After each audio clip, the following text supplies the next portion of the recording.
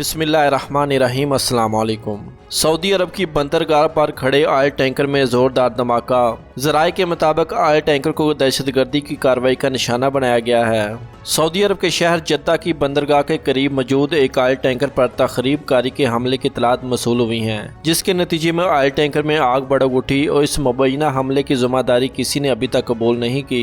ताहम सऊदी अरब में गुज़श्ता कुछ अरसे से ऑयल तनसीबात पर होने वाले हमलों के पेश नज़र हौसी बागियों की कार्रवाई करार दिया जा रहा है। ये ऑयल टैंकर सिंगापुर की एक शिपिंग कंपनी की मलकियत है, जिसके मालिक का कहना है कि ऑयल टैंकर को जद्दा के साहल किनारे हमले का निशाना बनाया गया है। इस ऑयल टैंकर के मालिक का मजीद कहना था कि इसके ऑयल टैंकर पर बरूनी तौर पर हमला हुआ है, जिसके बाद ऑयल टैंकर में जोरदार धमाका हुआ और आग भड़क उठी। इस ऑयल टैंकर पर 22 अफराद सवार थे, जो इस हमले में महफूज रहे, क्योंकि साली समुद्र पर फायर ब्रिगेडियर की जानब से हंगामी तौर पर कार्रवाई करते हुए आग पर काबू पा लिया गया।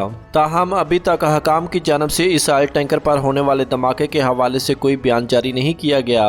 जद्दा की बंदरगाह सऊदी ऑयल कंपनी रामको की जानब से तेल की दुनिया भर को दरामदात के लिए एक अहम साहली मकाम ख्याल की जाती है। इस धमाके के बाद तेल की कुछ मकदार भी बहना शुरू हो गई है, ताहम इसकी तस्दीक नहीं की जा सकी। लंदन की एक समुद्री इंटेलिजेंस एजेंसी ने भी जद्दा की बंदरगाह पर होने वाले धमाके की तस्दीक की है। वाज़ेह रहे कि कुछ रोज कबल भी सऊदी बंदरगाह पर एक ऑयल टैंकर को मिसाइल से निशाना बनाया गया था, ताहम बर वक्त कार्रवाई की वजह से आग को बढ़ने से रोक दिया गया। इस तरह तेल तनसीबात को बड़े नुकसान से बचा लिया गया। और मज़ीद न्यूज़ अपडेट के लिए हमारे चैनल को सब्सक्राइब करें। Thanks for watching my video. अल्लाह हाफिज़।